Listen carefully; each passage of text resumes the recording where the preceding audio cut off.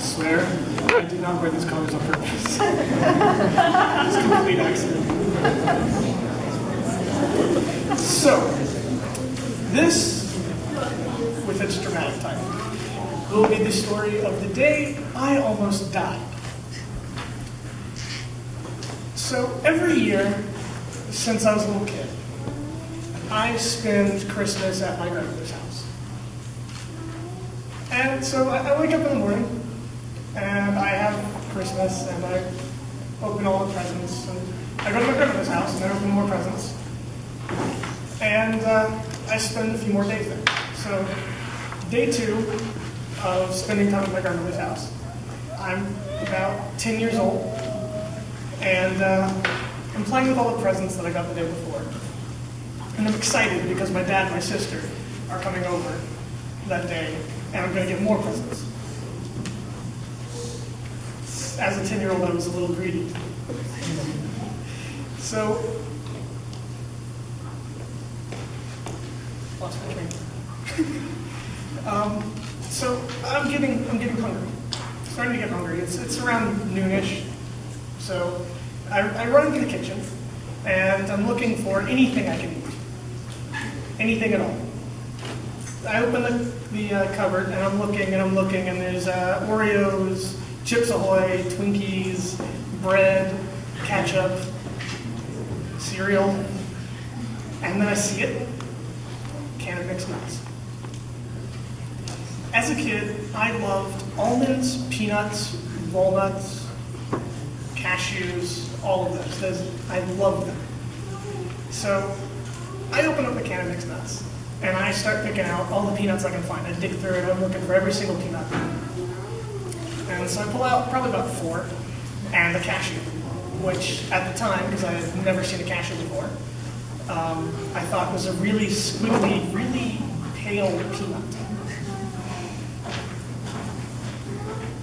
I ate those nuts that I found, went back to my room, and everything was normal.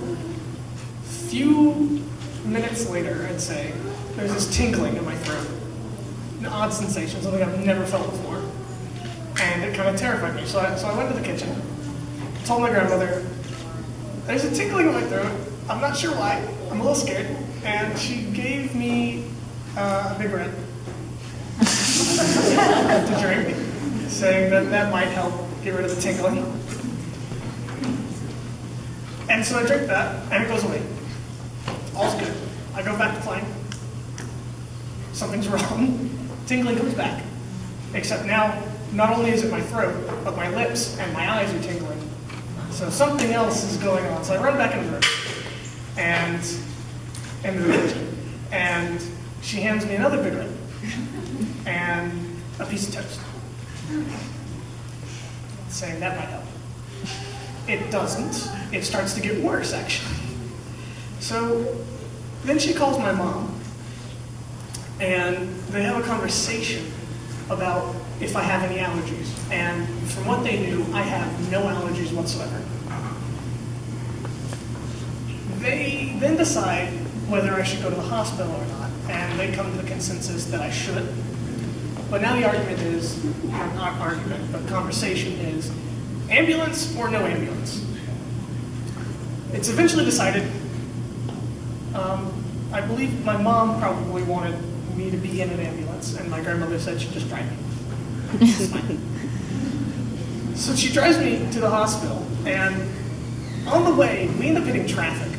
Oh, no. And it starts to get worse. I can see myself in the rear view mirror, and all I'm seeing is my face is about the size of a balloon.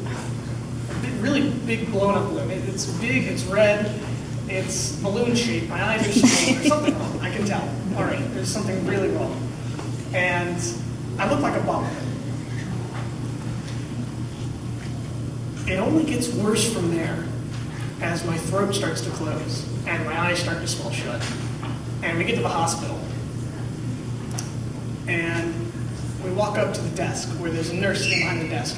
She looks at me, straight at me, and says, "So what seems to be the problem?" Really? What seems to be the problem?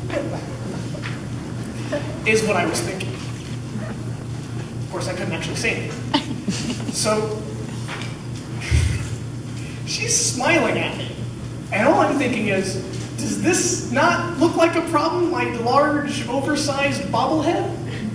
That's as red as the shirt I'm wearing. Maybe redder. A few seconds later, she seems to notice my face. That's when she goes, oh, there's something wrong.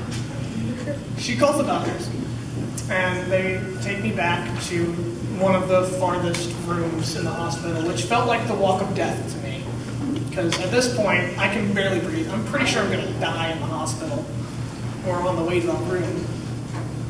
And they start sticking things to me, and they throw a gown at me until they put that on.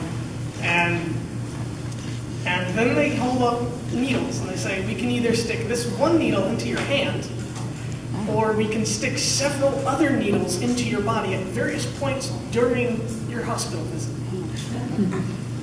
Naturally, I opt for the one needle, because I'm terrified of needles. So if only one goes in, I'm good. I'm really good.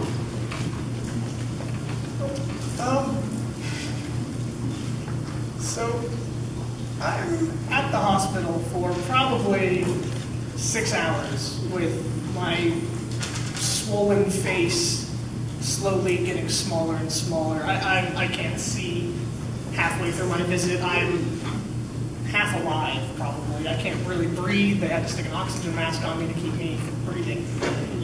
And I guess it slowly goes down. It gets better. And eventually the conversation, like once I'm all good, the conversation gets down to my mom wanting to take me home and I wanting to go back to my grandmother's house because I want the rest of my presents. I'm 10. I'm going to get the rest of my presents, whether it kills me or not, literally. So we have a little discussion on whether I'm going back home or I'm going to my grandmother's. I win. And I get to go back to my grandmother's. I get to be my little greedy self and get all my presents and enjoy my Christmas as it was before the swelling. Except for the fact that when I look in the mirror, I've got these two bulbous eyes and a kind of bulbous face. It doesn't quite look like myself. And so, you could say that's the Christmas present that I didn't want. And that's also the day I learned I have a tree nut allergy.